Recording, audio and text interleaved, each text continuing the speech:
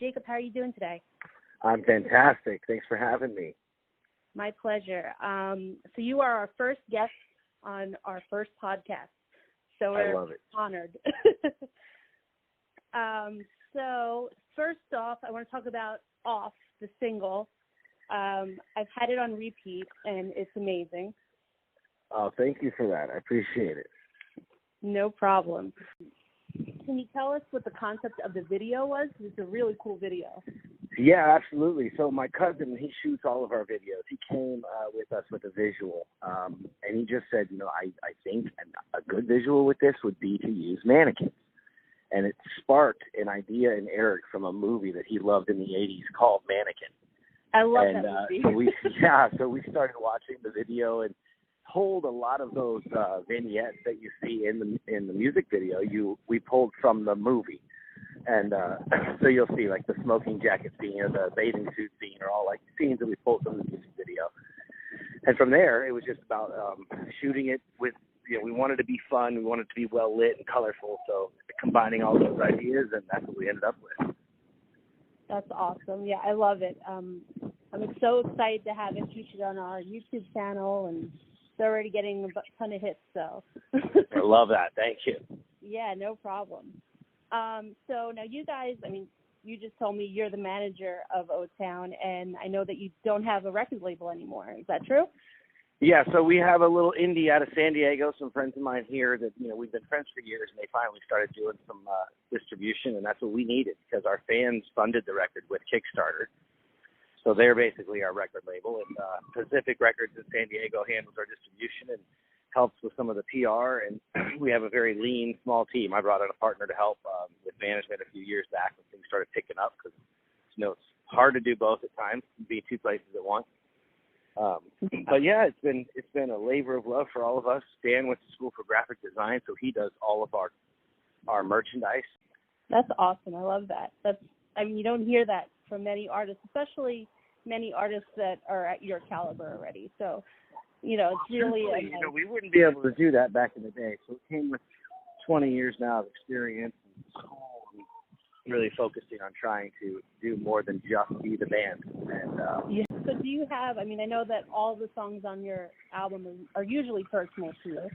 Do you have a favorite out of all of them? Oh, man, it's tough. It's very mood-oriented. OTWN, the title track, is just a beautiful song through and through. And I think you can relate it to a lot of different stories in your life, and it's relatable to, I think, everybody on the planet. I love that song, but I also love the party songs and songs like Agree to Disagree and Off, or just bangers. I can play those over and over. It doesn't get old. Mhm. Yeah, the OTWN. For some reason, I was expecting it to be. Honestly, I was expecting it to be some cheesy acronym for something. Like a right. Go Right Out kind of like. Right. So some current slang. Yeah. So when I heard it, I was like, oh, I like this so much more than what I thought. Yeah. Well, good. Exactly. That's what we want to hear. And now you guys are on the Pop 2000 tour with Lance Bass and Aaron Carter and Ryan Cabrera. And I know Tyler Hilton's making some appearances. That's right, yeah. How's that going? It's great. We even had Chris Kirkpatrick come out for 2 different nights. And I think, highlight for everybody is to get those two guys on stage. And especially Lance, who's out a lot more with us. And get them on stage and do some NSYNC songs because the fans have waited a long time to hear those songs live. And it's an honor to be able to get to do that with them. It's a highlight of the show.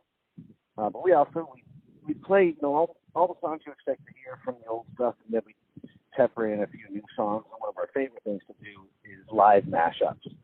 So we do throwbacks to some of the bigger songs of that generation, and it's a lot of fun. But yeah, that the is awesome. Great. That is awesome. It's almost over now. Is that correct? Well, for the year, yeah. It started a year ago, and it's been going solid this entire year. Now we come up to some shows now being offered in January, so we're going to keep it going as long as these offers keep coming. And it seems like the 2000s, that era is just starting to pick up. The 90s have had a strong hold on it now for years. So I think we'll be able to keep it going for a while, and you never know who's going to want to come and join the tour along the way. Yeah, I would love to catch the show. I saw I saw you guys with when you did I forget what it was titled. It was something similar though, but it was with 98 Degrees.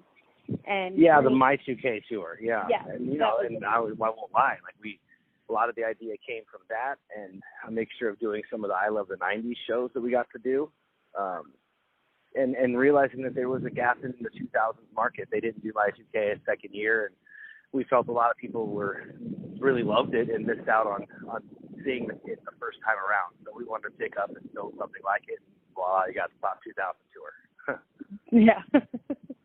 And now, for a tour like that, is there a lot of camaraderie, or is there a little bit of competition still left in the pop game?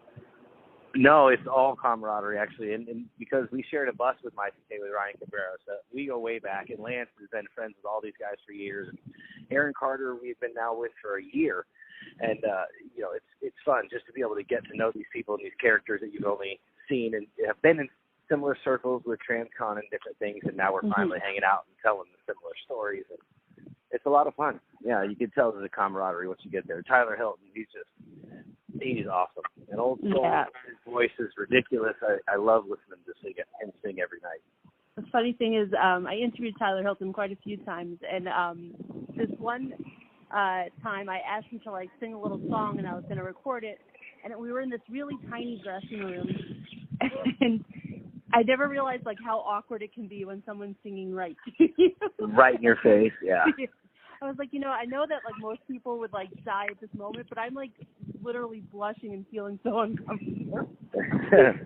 Yeah, he's really good, man. He's amazing.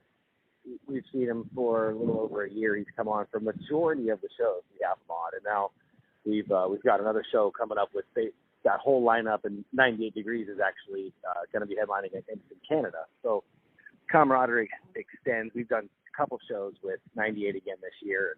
Just trying to keep it going. We're power in numbers. It's fun to be able to make this music together and everybody come and have a great nostalgic time.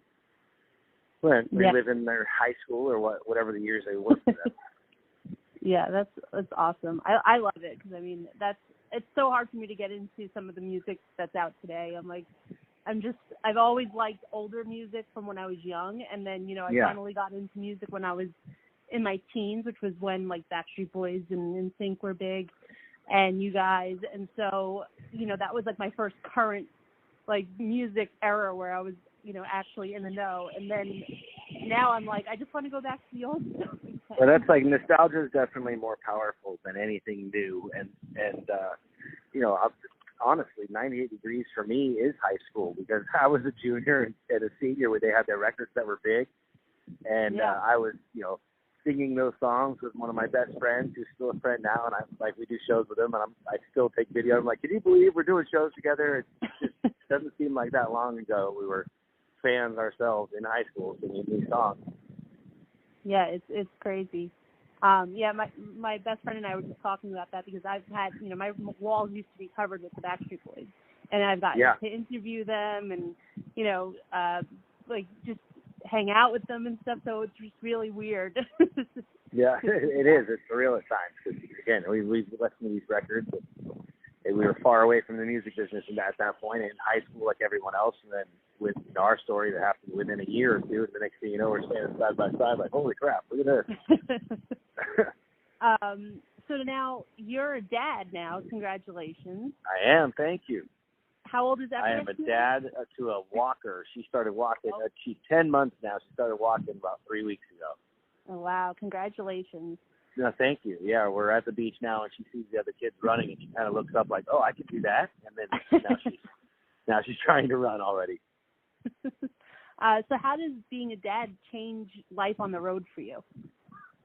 Well, you definitely want to get home as quick as possible.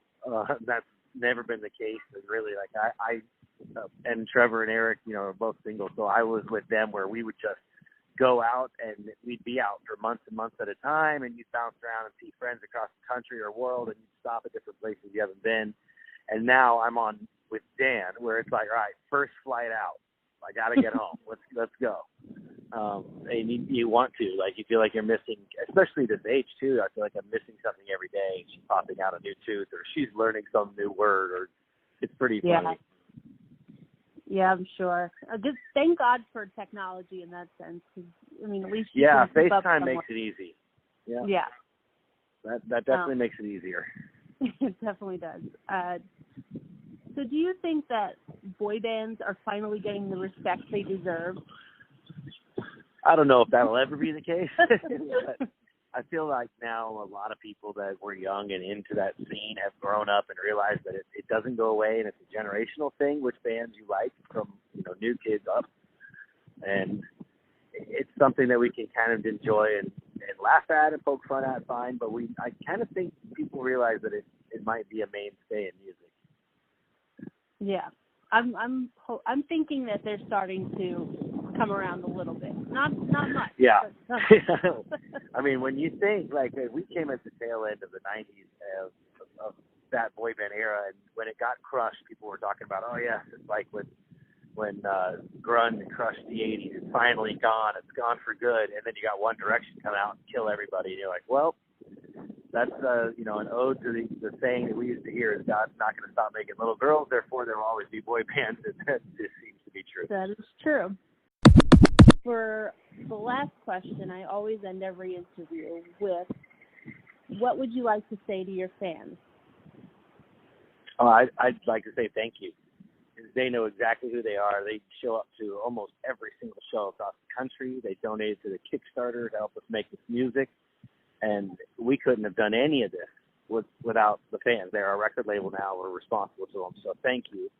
And I hope you love this music as much as we love making it for you. Thanks so much, Jacob, for being with us. My pleasure. Today. My pleasure. I'm glad to be the first on the podcast. Thanks for your time.